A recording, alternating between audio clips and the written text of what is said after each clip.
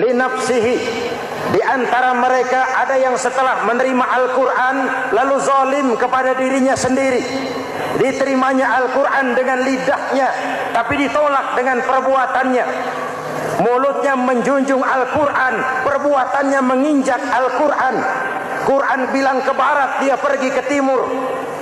Quran bilang ke selatan, dia berangkat ke utara. Quran bilang haram, dia terjang. Quran bilang halal, dia tidak mau. Orang seperti itu tidak zalim kepada Allah, tapi zalim kepada dirinya sendiri. Mudah-mudahan kita yang termasuk golongan ini. Amin. Yang kedua, wa minhum muqtasid. Di antara mereka ada yang menerima Quran 50-50. Separuh-separuh. Yang enak dilaksanakan, yang berat ditinggal. Padahal pada sisi lain Quran mengajarkan masuklah ke dalam Islam secara total, kafah, jangan separuh-separuh. Ini watak munafik. Kalau dilihat Islam menguntungkan, rame-rame teriak Islam. Ketika diminta berjihad, diminta berkorban, diminta zakat, rame-rame mengundurkan diri. Saya bangkrut pak, saya miskin pak, saya pailit pak. Mental itu dalam awal-awal Baqarah dijelaskan. Kullama adha'a lahum masyaw fihi wa idza adlama 'alaihim qamu. Kalau terang mereka berangkat, kalau gelap mereka mandek. Itu ciri orang munafik beragama. Kalau Islam menguntungkan, rame-rame teriak Islam. Ketika diminta berjihad, berkorban, berjuang, rame-rame mengundurkan diri. Muqtasid. Golongan yang ketiga, ini yang ideal. Wa minhum sabiqum bil khairati biiznillah. Di antara mereka ada yang setelah menerima Al-Quran lalu berlomba-lomba mengamalkannya, berlomba-lomba melaksanakannya. Jangan sampai yang baca Quran dengan suara merdu dapat piala, yang mengamalkan Quran dengan konsekuen dapat penjara.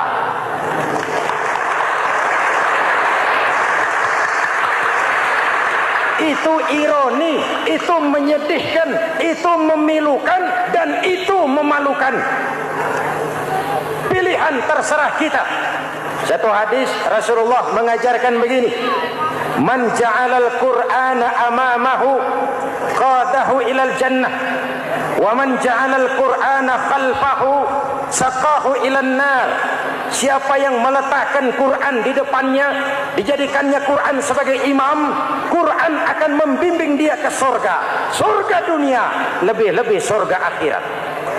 Sebaliknya, siapa yang meletakkan Quran di belakang, dibelakanginya ajaran Quran, Quran akan mendorong dia ke neraka, neraka dunia, lebih-lebih neraka akhirat. Quran imam apa makmum? Kita makmum apa imam? Makmum ikut imam apa imam ikut makmum? Makmum ikut imam. Jikalau Quran adalah imam, jikalau kita adalah makmum. Ke barat kata Quran, ke barat kita berangkat. Ke timur kata Quran, ke timur kita menuju. Halal kata Quran, itu yang kita ambil.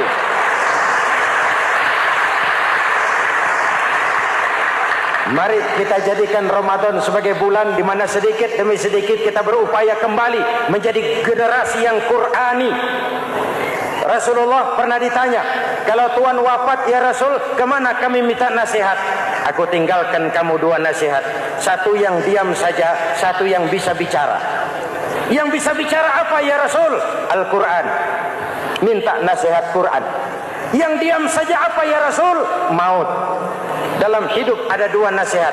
Nasihat yang bisa bicara, Al-Quran. Nasihat yang diam saja, maut. Mau dagang, minta nasihat Quran. Mau bertetangga, minta nasihat Quran. Itu nasihat. Nasihat yang kedua, diam saja, tahu-tahu datang maut.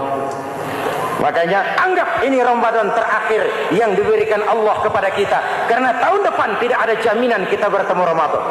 Manfaatkan 10 yang akhir untuk meningkatkan nilai ibadah kita kepada Allah Subhanahu wa taala.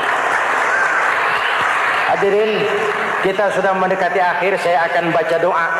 Mari kita Fatihah. Semoga kita semua dalam perlindungan Allah. ala hadhihi an-niyah wa ila hadratin nabi. Al-Fatihah. Siratal ladzina an'amta 'alaihim ghairil maghdubi 'alaihim waladdallin. Amin. Sekian dan demikianlah pertemuan kita kali ini. Terima kasih banyak atas segala perhatian. Mohon maaf atas segala kekurangan. Usikum wa nafsi bitaqwallah. Wassalamualaikum warahmatullahi wabarakatuh.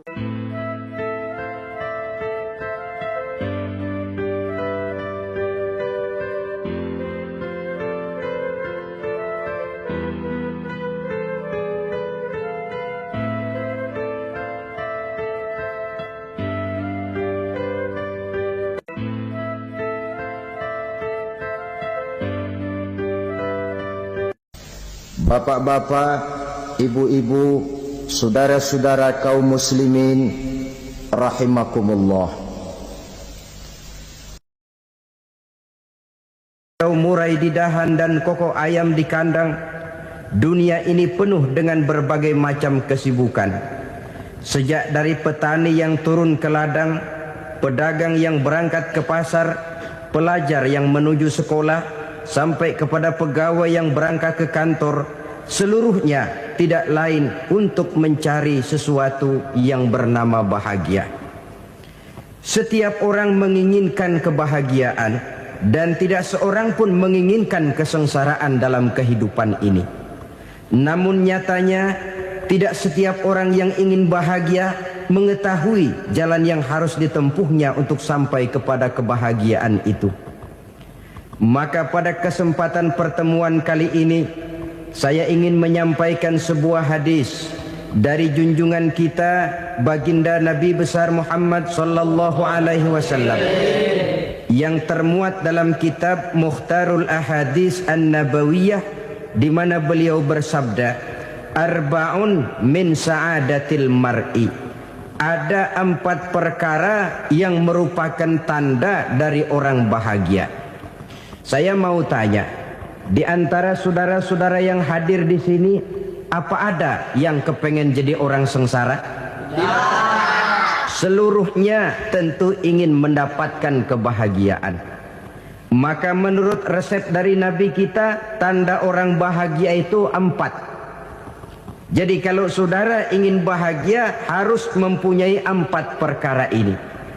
Yang pertama, orang bahagia itu kata Nabi, darun wasi'un. Punya rumah biar bagus asal gede. Enak ngaturnya. Daripada sudah punya rumah kecil, adanya di pinggir kali, gubuk, kalau hujan bocor, miring lagi, kiamat. Loh, kalau gitu Islam materialis dong. Hadis ini boleh diartikan dengan makna hakiki, arti yang sebenarnya. Boleh diartikan dengan makna majazi, arti kiasan. Kalau dia diartikan dengan arti kias, maka yang dimaksud darun wasi'un ay qalbun wasi'un. Rumah yang luas tidak lain daripada hati yang lapang. Karena di situ kunci kebahagiaan yang sebenarnya. Walaupun kita cuma tinggal di petak berukuran 2 kali 3 meter, kalau hati kita luas rasanya rumah itu. Tapi biar rumah kita halamannya saja puluhan ribu hektar, ada kolam renangnya, kamar tidurnya tidak lagi terhitung. Kalau hati yang menempati rumah itu sempit, maka akan terasa sempit jugalah rumah itu. Tempat bergantungnya tidak lain adalah hati. Marilah kita mencoba melihat berbagai pandangan orang tentang bahagia ini. Ada orang menyangka bahwa bahagia itu kalau dia mendapatkan harta yang sebanyak-banyaknya. Siapa yang banyak harta, dialah raja. Apa yang dia mau, seluruhnya bisa dibeli. Keamanannya, dia bisa menyewa petugas. Seluruh fasilitas untuk menyenangkan kehidupannya bisa dibeli. Pendeknya, hartalah segala-galanya dalam kehidupan. Sampai ada pepatah mengatakan, innad darahima fil amakini kulliha taksur rijala mahabatan wa jalala. Sesungguhnya harta, dinar, dirham, uang di mana-mana selalu bikin hebat orang yang memilikinya. Coba lihat orang yang punya duit sama yang enggak punya duit, jangan gaya hidupnya, gaya jalannya aja lain. Wahia lisanun liman arada fasahatan, wahia silahun liman arada qitala. Uang adalah senjata yang paling ampuh bagi orang yang mau pergi perang, dan lidah yang paling fasih bagi orang yang mau bicara. Kalau bicara dengan lidah macet, cobalah bicara dengan harta, lancar. Sampai ada pepatah demikian, segalanya bisa diatur dengan harta. Maka di kalangan orang yang berpandangan semacam itu, seluruh kegiatan hidupnya hanya terfokus kepada bagaimana mengumpulkan harta yang sebanyak-banyaknya. Tidak peduli halal haram, tidak kenal sore pagi siang dan malam, tidak sempat sujud, jauh dari agama, jauh dari kehidupan yang bersifat ruhaniyah, jauh dari Allah dan sebagainya. Sampai dalam Al-Quran dikelompokkan dalam kelompok yang dinamakan lumazah. Allazi jama'a malahu wa addadah yahsabu anna malahu akhladah. Mereka mengumpul-ngumpulkan harta sebanyak-banyaknya dan menyangka bahwa harta yang banyak itu dapat mengekalkan hidupnya, mengekalkan kekayaannya, mengekalkan kebahagiaannya. Saudara hadirin yang berbahagia, kalau pandangan hidup ini benar, artinya kalau harta memang merupakan satu-satunya hal yang dapat membuat orang bahagia, tentu di rumah mewah tidak akan pernah ada tangis derita. Tentu di satu tempat di mana fasilitas hidup serba menunjang tidak ada yang namanya penderitaan. Tapi suka dan duka, sedih dan gembira, senyum dan tawa adalah milik setiap orang, baik dia punya harta maupun dia tidak punya harta. Nyatalah bahwa harta semata-mata bukan merupakan jaminan bahwa orang akan bahagia, walaupun tanpa harta orang sulit untuk bahagia. Saya mau cerita, ada orang super kaya, namanya Aristotle Onesimus, raja tanker Yunani. Dia punya kapal tanker saja konon sampai 11 banyaknya. Punya perusahaan penerbangan yang disebut Olympic Airlines. Punya hotel di berbagai kota besar di dunia ini, sejak dari New York, London, Paris, Rome dan sebagainya. Bahkan punya pulau yang dia namakan Pulau Scorpio. Ini kan namanya sudah kaya nggak tanggung-tanggung, punya pulau. Nah, dia punya 2 orang anak, yang satu laki-laki namanya Alexander, yang satu perempuan namanya Maria Onesimus. Seluruh harapannya tertumpah kepada anak lakinya Alexander ini, yang akan meneruskan usahanya, meneruskan kekayaannya, meneruskan dinastinya. Apa yang terjadi? Ternyata anak yang dia harapkan yang bernama Alexander ini mati muda dalam kecelakaan pada waktu dia olahraga. Apa olahraganya? Namanya olahraga anak orang kaya, golongan jet set.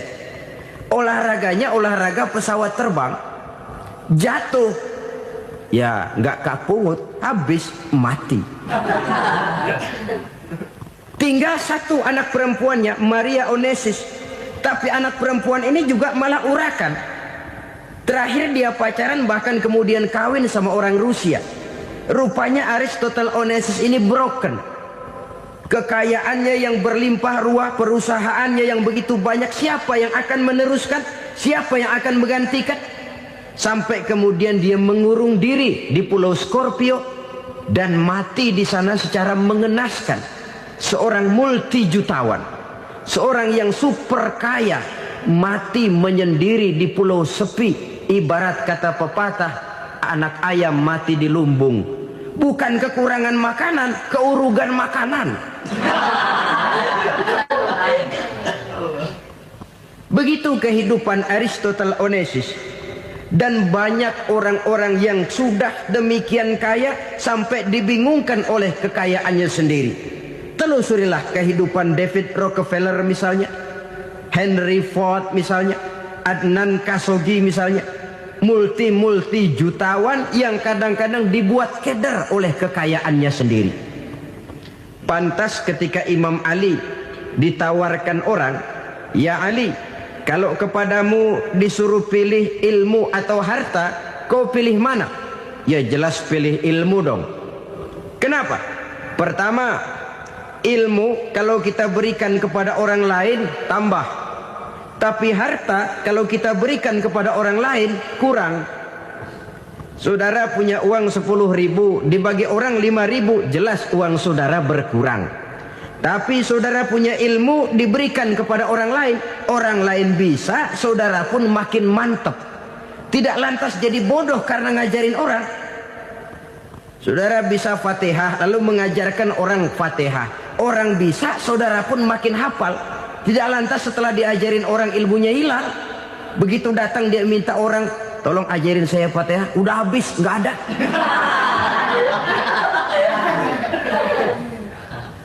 Yang kedua kata Imam Ali, ilmu menjaga kita. Kalau harta kita yang harus jaga. Makin banyak ilmu makin terpelihara diri seharusnya. Tetapi makin banyak harta makin bingung kita jaganya.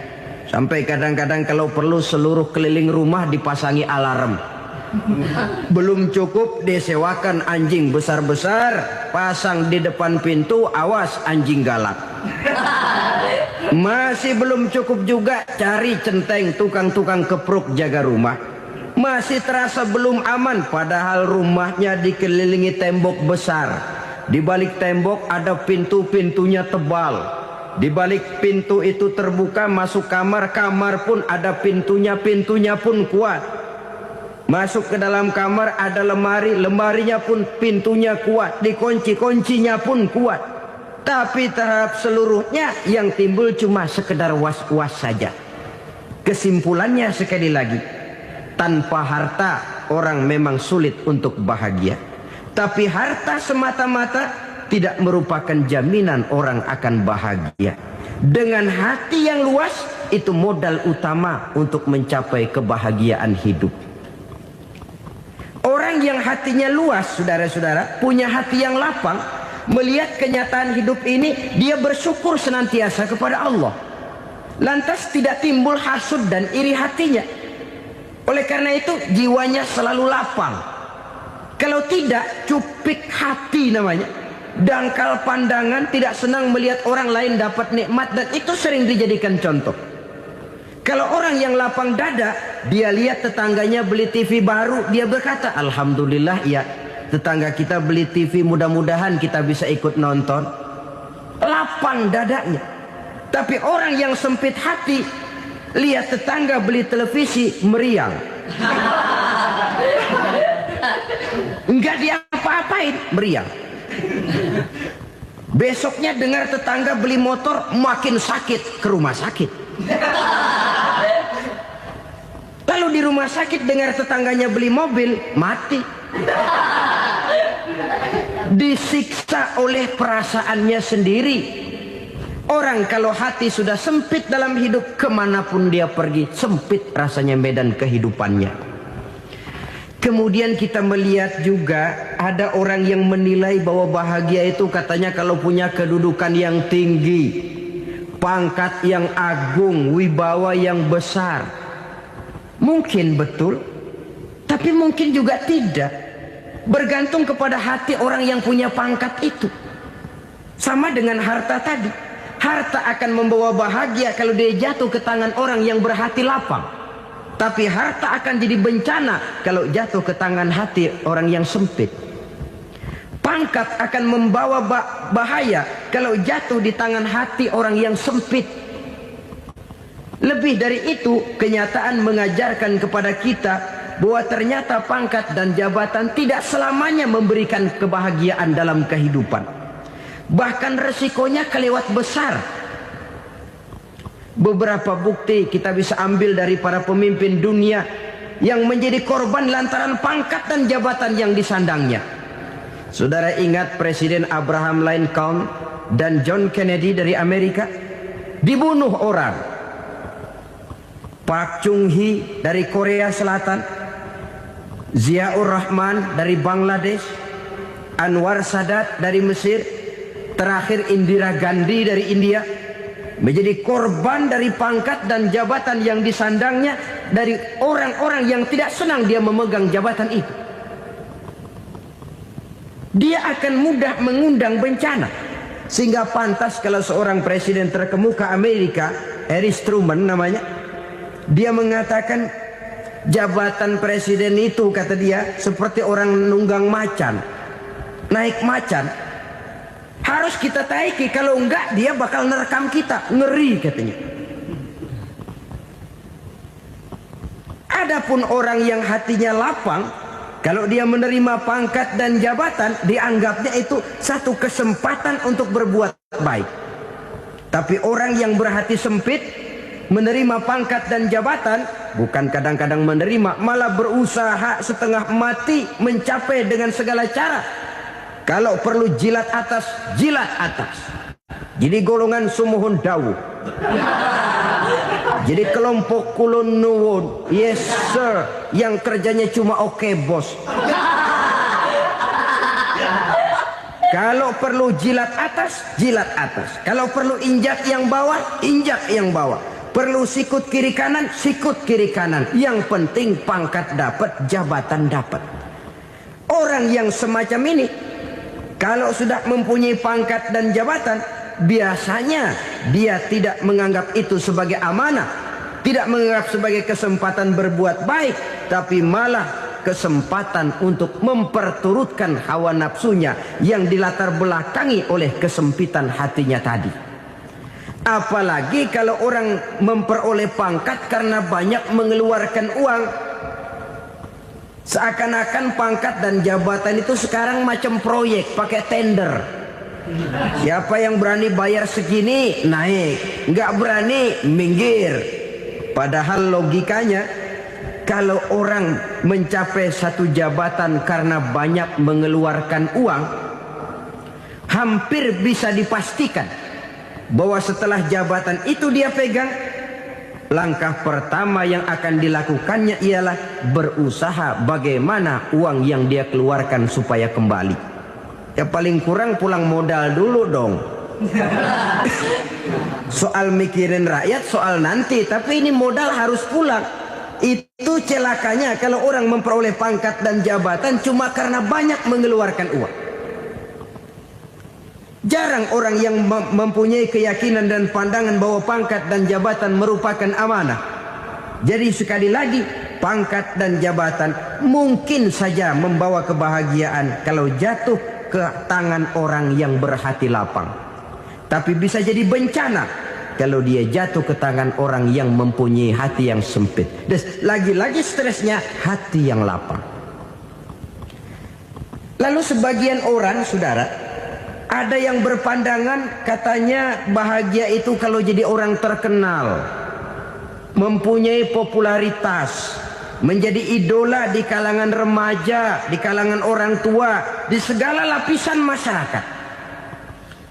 Padahal makin populer orang makin terikat dia. Ya kalau macam kita ini kan nggak punya nama, nggak populer, tengah malam buta mau nongkrong di warung Tegal aman. Tapi pangkat, jabatan, kedudukan, popularitas menyebabkan kita diikat dengan berbagai macam peraturan. Cuma mandi sama ke WC saja yang nggak dikawal.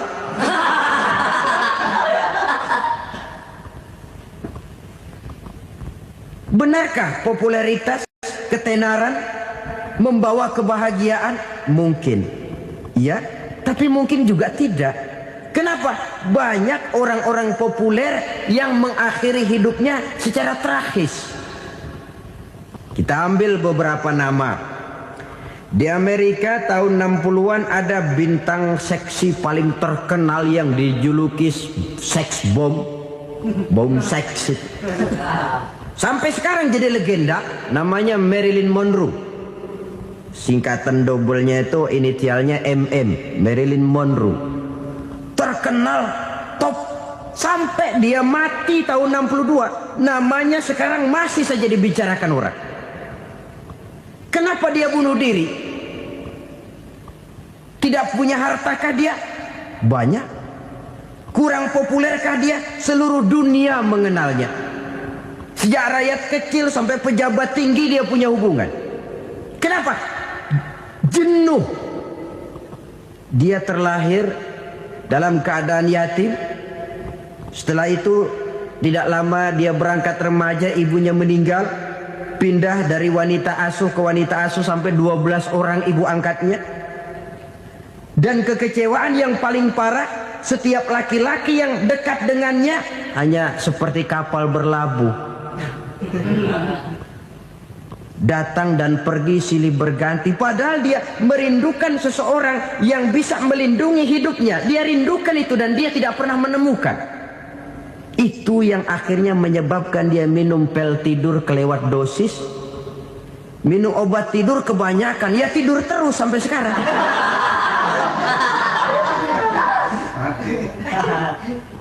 Dia mengakui, saya telah memiliki ketenaran, tapi saya tidak pernah hidup dalam ketenaran itu. Saya pandai main sandiwara, tapi saya ingin hidup dalam alam yang real sebagaimana umumnya orang. Itu yang dia rindukan.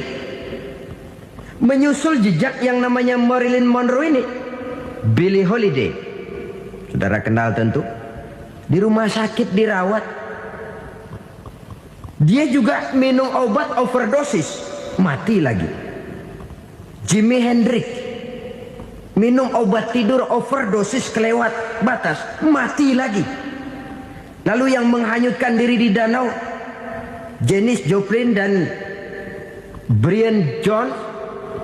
Ini orang-orang populer, orang-orang terkemuka yang mengakhiri hidup secara tragis, bukan karena tidak terkenal, mungkin karena sudah saking terkenalnya. Contoh paling belakangan, Bruce Lee. Wah, ini tukang-tukang keprok tentu kenal siapa dia. Sampai sekarang pun tabir kematiannya masih merupakan misteri. Dan yang masih hidup juga menunjukkan gejala yang aneh. Michael Jackson, rumahnya di Beverly Hills itu dijaga sedemikian rupa, dan dia selalu curiga kepada setiap makanan. Harus steril, bersih dari segala macam kimia. Kemana dia pergi, itu tukang-tukang keprok sudah selalu menjaga dan mengawal. Dan dia seakan takut menunjukkan mukanya yang asli. Hingga kalau tampil ke tengah di luar show, dia kadang memakai pakaian yang tidak menunjukkan dia yang sebenarnya. Takut dikenali orang. Ternyata popularitas sering jadi momok yang meracuni kehidupan manusia. Oleh karena itu, benarlah junjungan kita pada saat beliau mengajarkan orang akan bahagia kalau dia mempunyai hati yang lapang. Nah, sekarang masalahnya untuk mendapatkan hati yang lapang caranya bagaimana? Kita kembali kepada konsep Quran. Allah mengajarkan, ala inna bidzikrillahi tatmainnul qulub. Ketahuilah bahwa dengan banyak mengingat Allah, hati akan tenang, jiwa akan lapang. Dengan kata lain, dekat dengan agama, merasakan kehadiran Allah dekat dalam hidup. Itu muara pertama untuk mencapai hati yang lapang. Ala inna bidzikrillahi tatmainnul qulub. Jangan macam orang sekarang ingin mendapatkan ketenangan lalu tapak di puncak gunung, di gua-gua, di tempat sepi. Iyalah kalau nggak ada ular. Kalau tergigit ular berbisa, ketenangan belum, mati jelas itu. Islam positif untuk mendapatkan ketenangan. Ala inna bidzikrillahi tatmainnul qulubi. Bahwa ketahuilah bahwa dengan banyak mengingat Allah, hati akan tenang, jiwa akan lapang, nuansa pikiran akan luas. Karena yang namanya bahagia ada dimanapun manusia berada. Di kampung ada bahagia, di kota ada bahagia. Di ngarai, di lembah, di gunung, di hutan, di lautan, di angkasa luar, dimanapun bahagia itu ada kalau kita bermodalkan hati yang lapang ini. Dan hati akan lapang kalau kita dekat dengan agama. Dekat dengan harta buat sementara hati mungkin tenang, tapi ketenangan yang relatif dan temporer. Apalagi orang tiap kali tambah harta, tiap kali tambah rencana. Itu wajar. Mungkin sebelumnya saudara berpikir, kalau punya duit 5.000 enak nih. Begitu punya duit 5.000, aduh sayang kalau 10.000 aja. Tiap kali tambah harta, tiap kali lain rencana. Makin banyak rencana, makin menjauhkan kita dari yang namanya ketenangan. Padahal ketenangan merupakan unsur utama untuk mencapai bahagia. Dan ketenangan itu bermuara dalam hati manusia. Tengoklah kehidupan ini. Orang yang banyak harta dengan orang miskin, berbedakah rasa sakit yang mereka tanggungkan? Rasanya tidak. Walaupun si kaya tidur di kasur empuk berselimutkan sutra mahal, sementara si miskin meringkuk di balai bambu yang keras dan kasar. Apabila maut datang, dia juga tidak pernah pilih bulu. Maut datang menjemput si kaya di singgasana keemasannya, dikelilingi oleh para pengasuh, dayang dan idang serta para pengawal. Dan maut pun datang menjemput si miskin papa sehingga ia tergelepar di tepian jalan. Kedua-duanya bernama mati. Kalau nyata bahwa sakit yang ditanggung si kaya tidak beda dengan sakit yang ditanggung si miskin, bukan harta semata yang membuat orang bahagia.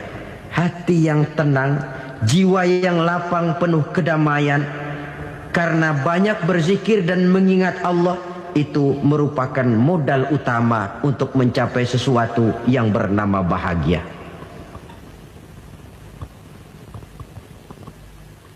Saudara hadirin yang saya hormati, inilah yang pertama dari 4 ciri yang digambarkan oleh Nabi tentang tanda-tanda orang bahagia. Dan harus berangkat dari yang pertama ini, hati yang lapang. Ini yang harus kita miliki lebih dahulu. Baru nanti akan menyusul kepada poin yang ketiga, kedua, dan selanjutnya. Sebab kalau hati sudah terisi dengan jiwa yang lapang, seluruh persoalan insya Allah akan bisa kita atasi dengan sebagaimana mestinya. Yang kedua sekarang, tanda orang bahagia menurut baginda Nabi, markabun syariah. Orang bahagia itu, kata beliau, punya kendaraan biar cepat asal lancar. Artinya kemana dia mau pergi mudah. Apa maksud hadis ini? Kalau kita kaji lebih dalam, kendaraan itu kan alat transportasi. Transportasi tidak lain adalah usaha memudahkan komunikasi. Pindah dari situ kepada teori bahwa manusia adalah zon political, makhluk bermasyarakat yang tidak bisa memenuhi kebutuhan hidupnya secara sendirian. Kita memerlukan keberadaan orang lain dalam kehidupan ini.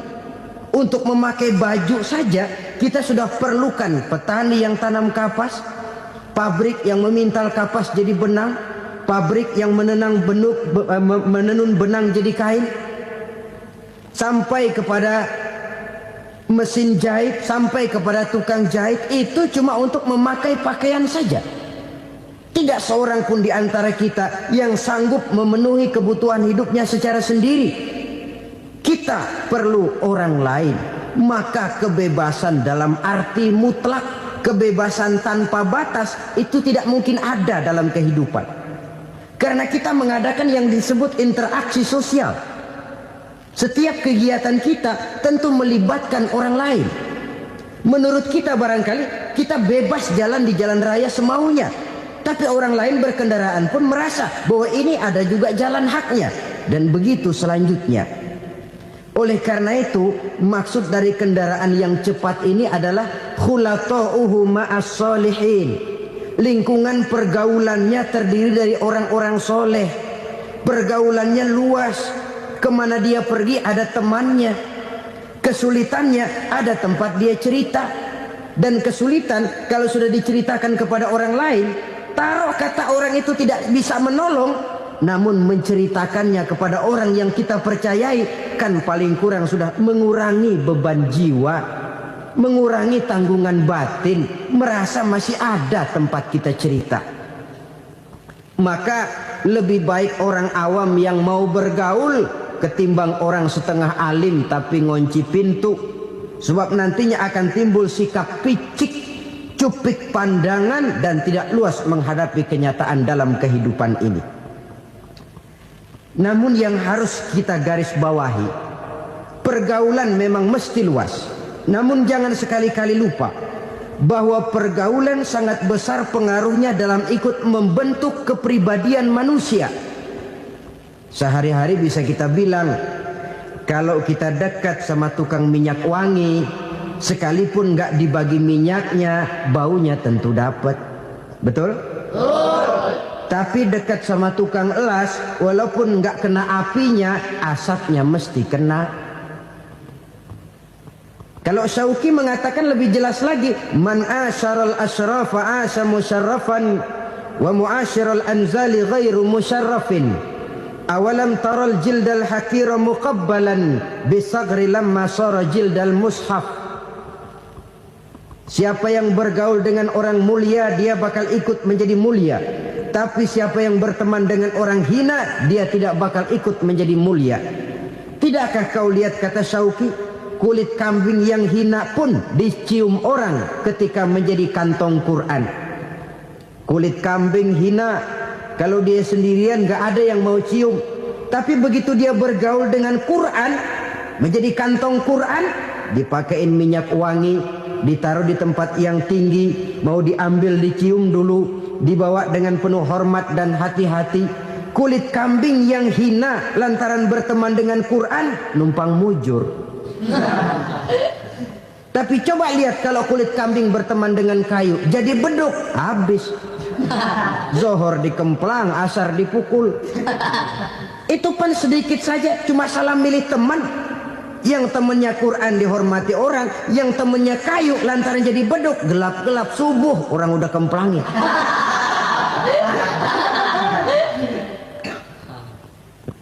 Maka terutama kepada adik-adik remaja yang masih mencari identitas diri, yang ibarat kaset masih kaset kosong, mudah diisi oleh apapun, pandai-pandailah memilih teman dalam bergaul. Karena banyak orang yang tadinya baik-baik, ketika terseret dalam pergaulan dengan orang yang tidak baik, kebaikannya menjadi lentur dan luntur. Tapi berapa banyak bajingan-bajingan tengik, orang-orang yang berlumur noda dan dosa, tiap hari melakukan maksiat, namun bergaul dengan orang yang baik-baik, pada akhirnya sedikit demi sedikit beringsut dan berangsur dia terbiasa mengikuti kebaikan-kebaikan. Saya tekankan ini kepada remaja karena mereka masih mencari identitas diri. Apa yang mereka lihat mereka mau, apa yang mereka dengar mereka ingin tahu. Coba lihat kehidupan remaja. Pulang nonton film Rambo, pengen jadi Rambo, gagah, maunya belekai melulu. Pulang nonton film Superman, pengen bisa terbang. Pulang nonton India, nyanyi melulu. Wajar, mereka masih mencari identitas diri. Saya ini sebenarnya siapa? Lingkungan, pergaulan akan membentuk itu. Karena itu pandai-pandailah bergaul, karena ia sangat besar pengaruhnya dalam ikut membentuk kepribadian manusia. Apalagi sifat yang jelek lebih cepat menularnya ketimbang sifat yang baik. Sifat yang baik, watak yang soleh itu lambat sekali untuk menular. Tapi yang tidak baik, kan prosesnya mah kalau remaja biasanya mula-mula dengar. Karena dengar lalu pengen tahu. Karena pengen tahu lalu ngeliatin. Begitu ngeliatin kan pengen nyobain. Setelah nyobain ketagihan. Nah ini prosesnya. Yang namanya ganja, morfin, narkotik, awalnya kan begitu. Mula-mula denger katanya kalau sudah fly to the sky, Sudah melayang ke langit katanya. Disitulah puncak kebahagiaan. Mulanya cuma dengar. Karena dengar pengen tahu. Karena pengen tahu lalu ngelihat, kumpul sama orang yang suka ngeganja. Setelah ngelihat, nah pengen ngerasain. Begitu ngerasain enak juga, ketagihan. Kalau sudah ketagihan jadi penyakit kronis, bisa merembet kepada yang lain. Iya, kalau orang tuanya mampu untuk beli morfin, beli ganja. Kalau tidak kan pikirannya ngayap. Jemuran siapa ya gue sahabat. Timbullah perbuatan-perbuatan negatif yang bermula dari salah pergaulan. Apalagi buat adik-adik remaja yang tinggal di kota-kota besar, yang pengaruh budaya, pengaruh kesenian, pengaruh struktur kehidupan yang nampak makin individualistis, di mana persaingan tajam, tensi ekonomi tinggi, orang mudah mengalami stres. Pandai-pandailah dalam bergaul, sekali lagi, karena ia sangat besar pengaruhnya dalam ikut membentuk kepribadian manusia. Orang bahagia punya kendaraan yang cepat, artinya punya pergaulan yang luas, dan lingkungan pergaulannya terdiri dari orang-orang yang soleh. Kemana dia pergi ada teman, kesulitannya ada tempat dia cerita. Tapi kalau sudah menyendiri, hidup sendiri, kesulitan dipikiri sendiri, bisa mati belum waktunya.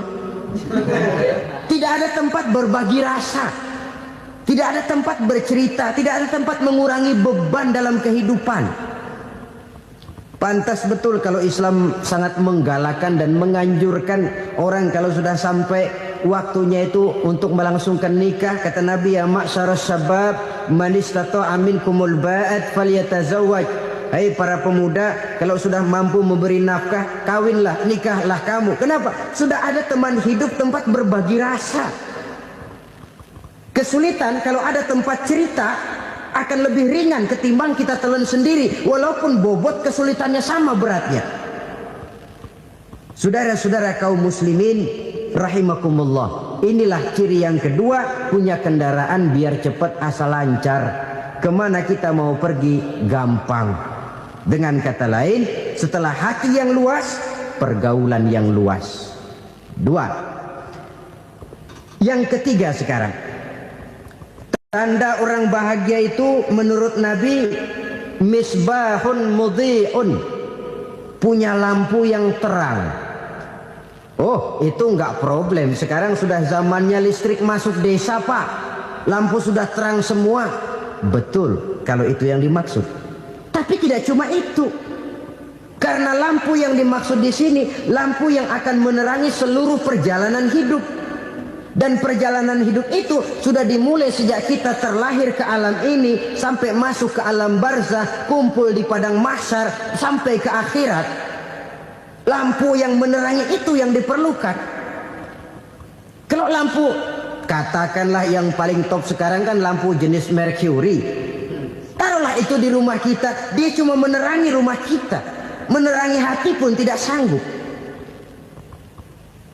Bila kita masuk ke alam barzah, alam kubur, sanggupkah si Mercury yang begitu terang menerangi alam barzah kita?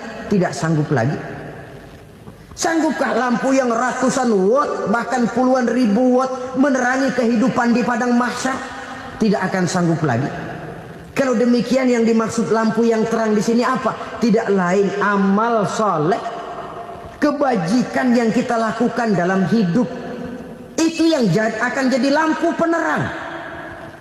Di dunia nama kita akan terang. Jasad kita boleh hancur terkubur tanah, tapi nama kita akan dikenang orang. Begitulah kalau orang meninggalkan kebajikan dalam hidup seperti sekarang. Ribuan orang tiap saat berziarah ke kubur Imam Syafi'i, ke kubur Imam Malik, ke kubur Imam Ghazali, ke kubur orang yang baik-baik, orang yang soleh-soleh. Kebajikannya yang ditinggalkan, yang mengukir namanya dengan tinta emas. Sehingga saudara sudah terbaring di alam kubur, orang lewat, Allah, ini kuburannya Fulan bin Fulan, dulu ini kebaikannya Masya Allah, saya ikut merasakan. Mari kita mampir sebentar, kita Fatihah. Mohon disampaikan Allah pahalanya kepada almarhum. Al-Fatihah. Itu kalau orang baik-baik. Lalu saudara tanya, Pak, orang mati dikirimin Fatihah apa nyampe pahalanya? Saya jawab, kalau saudara nggak percaya, mati dulu dah. Nanti saya Fatihain, tungguin di sana. Umpama nggak sampai, balik lagi kemari. Sekarang ini kan maunya otak-otakan saja. Kalau nggak masuk otak, nggak percaya. Padahal alam gaib itu nggak bisa diotak-otakin. Sama saja dengan saudara pernah dengar cerita kapal tanpa emas tenggelam kan? Pernah nggak? Di mana? Ya, di laut Masalembo. Begitu ke Tampo Mas tenggelam, ratusan penumpang itu terjun ke laut, dipermainkan gelombang, berjuang menghadapi maut itu. Orang lagi timbul tenggelam di lautan, dihantam ombak, kita tengokin pakai helikopter. Pak, lagi timbul tenggelam ya? Iya, tolongin. Jangan khawatir Pak, nih saya kirim intan Pak, harganya 10 juta. Kira-kira orang yang timbul tenggelam di laut seneng nggak? Tidak. Kan mahal toh intan 10 juta. Kenapa dia nggak senang? Karena intan 10 juta dalam kondisi seperti itu tidak sanggup menyelamatkan dia. Dia akan girang kalau dikirimin ban mobil bekas, dikirimin papan terentang atau bambu. Intan yang 10 juta dia nggak girang. Ban mobil bekas yang 1000 perak, tuh pegang, itu yang dia girang betul.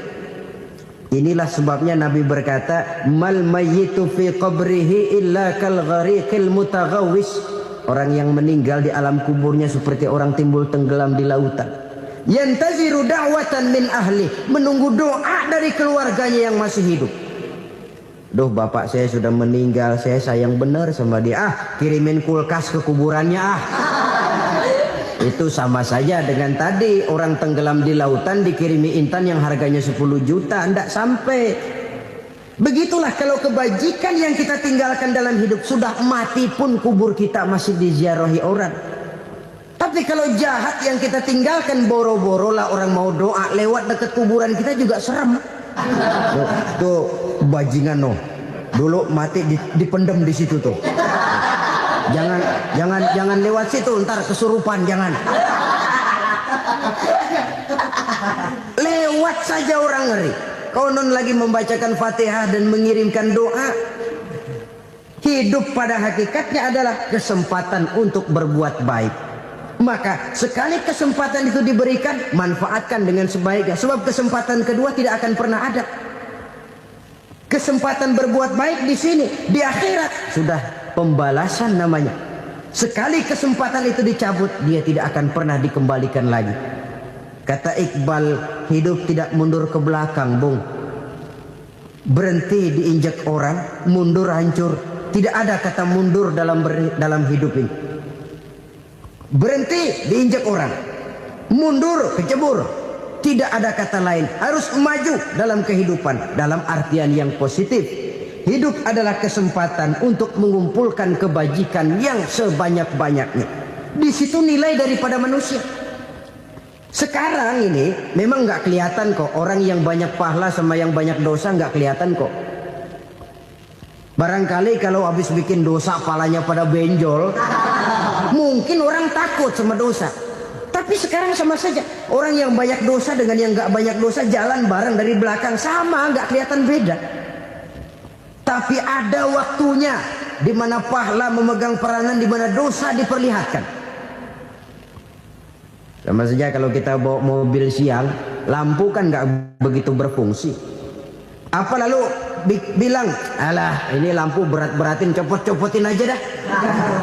Tidak perlu begitu. Kenapa? Pada suatu saat malam senja akan datang. Bila matahari terbenam, senja pun datang, gelap mulai merayap, disitulah baru terasa perlunya lampu. Pahala begitu. Sekarang orang yang nggak ada pahalanya nggak kelihatan dalam kehidupan. Tapi pada suatu saat senja kehidupan akan datang. Ajal merenggut nyawa, malam merayap, dan hidup mulai diliputi kegelapan di alam barzakh. Dikala itu kalau nggak punya lampu, alangkah malangnya kita. Sebab amal yang baik, kata Nabi, di alam barzah itu akan diciptakan menjadi perempuan yang cantik menemani kita. Amal yang jahat akan menjadi orang yang paling jelek nemenin kita. Udah di tempat gelap yang nemenin jelek.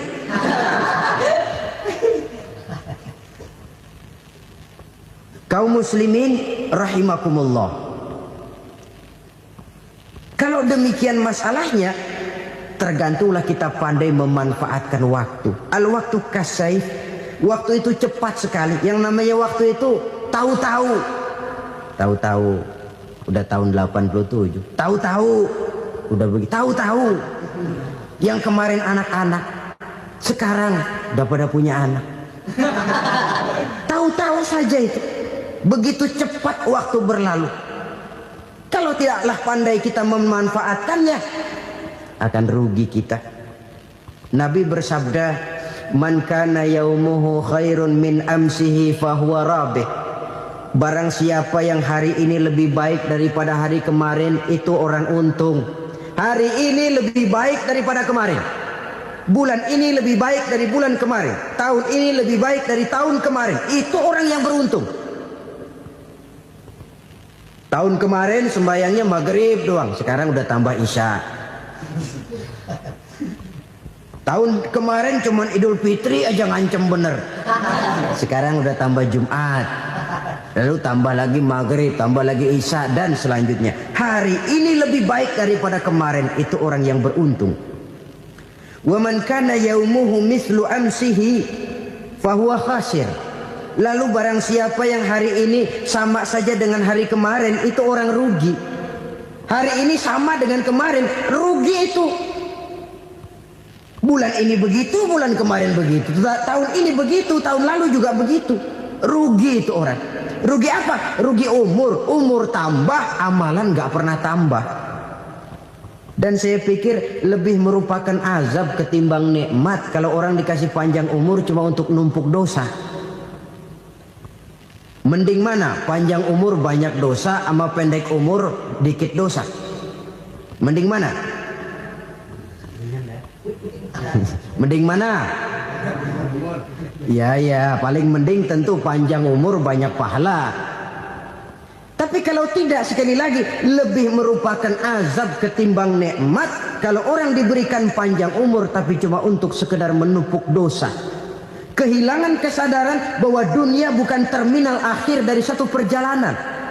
Dia cuma halte di mana kita berhenti sebentar untuk menuju kepada terminal yang hakiki. Saudara-saudara kaum muslimin rahimakumullah. Inilah lampu yang akan menerangi kehidupan. Amal yang kita lakukan di dalam kehidupan. Jadi yang dimaksud dengan lampu yang terang, kebajikan yang kita kerjakan dalam hidup. Nah, setiap orang di awal tadi saya bilang ingin bahagia. Bahagia itu kan hakikatnya kumpulan senang dan selamat. Senang, selamat. Apa bedanya? Senang tapi tidak selamat, nggak bahagia. Selamat tapi nggak senang, nggak bahagia orang. Contoh, kalau orang korupsi, duitnya banyak, senang dia, tapi keselamatannya. Ada tentara baris di samping rumahnya udah bingung, padahal tentara latihan. Tentara cuma latihan, dia bingung. Senang, tapi karena keselamatannya tidak terjamin, dia tidak bahagia. Sebaliknya pegawai negeri jujur benar, cuma segaji-gajinya. Selamat, nggak korupsi, tapi melarat, ya nggak bahagia juga, kurang senang. Kesenangan dan keselamatan untuk dunia saja, ya sekali lagi. Kalau cuma sekedar untuk dunia saja, bisa dibeli pakai uang. Bisa dibeli pakai uang. Saudara ingin selamat, bisa dibeli pakai uang. Saudara ingin senang, bisa dibeli dengan uang. Tapi setelah mati, masuk ke alam barzah, habis kekuasaan uang. Gak bisa lagi beli keselamatan pakai uang. Tidak mungkin lagi membeli kesenangan dengan uang. Di situ pahala yang megang peranan. Makin banyak pahala, makin banyak saham untuk membeli kesenangan dan keselamatan, untuk memperoleh yang namanya bahagia. Dan jangan lupa loh, di alam barzah kita nggak sebentar, menunggu datangnya kiamat. Loh iya, kalau kita begitu dikuburin terus kiamat datang, untung. Tapi kalau masih harus 1000, 2000, puluhan ribu tahun yang akan datang, dalam satu penantian yang begitu lama, tanpa saham untuk memperoleh kebahagiaan, satu kemalangan yang tidak ada pernah putus-putusnya. Janganlah tergelincir oleh kebahagiaan sebentar yang menipu dengan mengorbankan kebahagiaan hakiki yang berjangka panjang. Apa artinya senyum sejenak kalau harus ditebus dengan tangis seumur hidup? Biarlah kita minum jamu, pahit memang, getir memang, tapi kan besok badan sehat. Daripada sekarang minum sirup, manis memang, enak memang, tapi bibir pada jontor besok. Sirawan, batuk, nggak karu-karuan. Banyak orang tertipu oleh kesenangan yang sebentar. Padahal laisa kullu ma yalma'u zahaban. Belum tentu semua yang berkilat itu emas. Belum tentu semua yang gemerlap itu intan. Karena itu, marilah manfaatkan kesempatan yang diberikan Allah ini untuk mengumpulkan kebajikan yang sebanyak-banyaknya. Yang terakhir sekarang, yang keempat, tanda orang bahagia kata Nabi. Zaujatun salihah. Orang bahagia itu tanda yang keempat kata Nabi, punya istri biar cakep asal taat. Sudah surga itu, cakep taat. Istri kayak gitu, kalau belum mati jangan dikuburin dulu. Sudah cakep taat lagi. Tapi kadang-kadang enggak, udah jelek ngadat melulu. Apa yang mau dipilih? Sebab itu Quran mengatakan istri pakaian untuk suami, suami pakaian untuk istri. Kenapa suami istri diibaratkan pakaian? Alangkah tingginya gaya bahasa Quran ini. Suami istri teman hidup, hidup perjalanan panjang. Sejak kita dalam rahim sudah ada hidup kan di sini. Sampai ke alam dunia, masuk ke alam barzah, kumpul di padang mahsyar, sampai menuju akhirat, itu perjalanan hidup. Carilah istri atau suami teman hidup yang membawa manfaat tidak hanya kehidupan di dunia ini, sampai di alam barzah, sampai di padang mahsyar. Suaminya mungkin meninggal lebih dulu atau istrinya mungkin meninggal lebih dulu. Tapi suami atau istri yang masih hidup berbuat kebajikan. Suami saya meninggal, ada hartanya, saya sedekahkan, niat pahala untuk almarhum suami saya. Ini teman hidup. Tidak dibatasi dan tidak bisa dipisahkan oleh maut sekalipun. Zohirnya mungkin pisah, badannya mungkin pisah, tapi hatinya, jiwanya, kebersamaannya dalam menghadapi kehidupan. Karena itu, saudara-saudara, bahasa Quran indah. Suami istri diibaratkan seperti pakaian. Apa fungsi pakaian? Pertama, pakaian jadi kebanggaan. Artinya suami harus menjadi kebanggaan istri, istri harus jadi kebanggaan suami. Yang kedua, pakaian itu kan fungsinya menutup aurat. Artinya sesama suami istri harus saling menjaga kekurangan masing-masing. Jangan malah sesama suami istri saling membongkar rahasia dan aibnya sendiri-sendiri. Istrinya diceritain jeleknya di mana-mana, atau suaminya dibongkar rahasianya di pasar umum. Itu sudah tidak lagi berfungsi sebagai pakaian. Kenapa semua ini diperlukan? Karena kita menyadari bangsa yang baik terdiri dari masyarakat yang baik. Masyarakat yang baik merupakan susunan dari warga yang baik. Warga yang baik adalah terdiri dari rumah tangga yang baik. Dan rumah tangga yang baik merupakan susunan dari pribadi yang baik. Dari situ langkah dimulai. Membangun satu bangsa yang baik diawali dengan membangun rumah tangga yang baik, dengan menciptakan pribadi-pribadi yang baik. Sehingga dari sini diharapkan berkembanglah nilai-nilai kebaikan. Orang akan bahagia mempunyai istri yang soleh. Kenapa? tidak ada seorang suami bisa sukses jadi apapun dia, apapun profesinya. Dokter kah, kiai kah, mubalik kah, petani kah, pengusaha kah, pejabat tinggi kah, tidak ada seorang suami yang bisa sukses tanpa peran serta istrinya.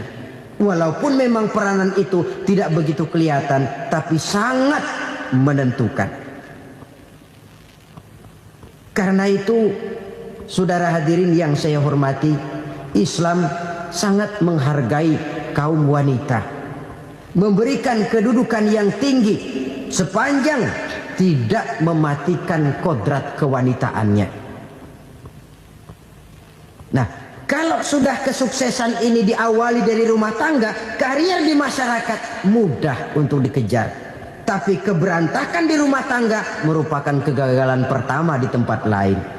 Selalu berusaha menyimpan sesuatu yang bisa membawa manfaat, baik untuk dirinya, untuk anak cucunya, maupun untuk keluarganya, untuk masa kini dan masa depannya.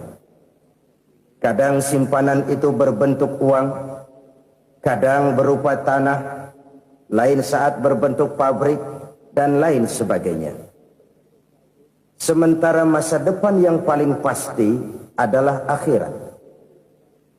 Jika untuk masa depan dunia kita rela memeras keringat, membanting tulang, pergi pagi dan pulang petang, menyimpan uang, menyimpan tanah, menyimpan pabrik, pernahkah kita merenung jika satu saat kiamat datang, kita dibangkitkan dari kubur masing-masing, berdiri di padang mahsyar untuk mempertanggungjawabkan seluruh kegiatan hidup kita di dunia ini. Lalu kita akan menuju ke alam akhirat. Sudahkah kita mempunyai simpanan untuk akhirat kita? Pada pertemuan kali ini saya ingin menyampaikan sebuah hadis di mana Rasulullah sallallahu alaihi wasallam bersabda, "Arba'un min kanzil jannah." Simpanan sorga ada 4 macam. Yang pertama, ikhfa'us sadaqah, menyembunyikan sedekah. Saudara-saudara kaum muslimin, sebagaimana yang kita maklum bahwa Allah Subhanahu wa taala melebihkan sebagian rezeki dari kita terhadap yang lain. Ada yang kaya, ada yang setengah kaya, ada yang miskin, ada yang setengah miskin, dan selanjutnya. Ada yang gajinya kecil tapi penghasilannya gede. Ada yang penghasilannya gede tapi nggak punya gaji. Ada juga yang memang gajinya gede dan penghasilannya gede. Kelebihan rezeki merupakan sunnatullah dan tidak harus membuat kita merasa lebih dari yang lain. Bahkan sebaliknya, kelebihan itu harus membuat kita ringan tangan untuk menolong mereka yang memang memerlukan pertolongan. Kalau saudara diberikan ilmu, maka pertanyaan akhirat cuma satu: ilmumu kau amalkan untuk apa? Kalau saudara diberikan umur yang panjang, pengadilan akhirat juga bertanya satu: umurmu kau habiskan di mana? Tapi kalau saudara diberikan harta, pengadilan akhirat akan bertanya dua: hartamu kau dapat dari mana? Kau belanjakan kemana? Dari mananya ditanya, dan kemananya juga ditanya. Oleh karena kita akan dimintakan pertanggungan jawab, maka amanah yang bernama harta ini harus kita gunakan dengan sebaik-baiknya.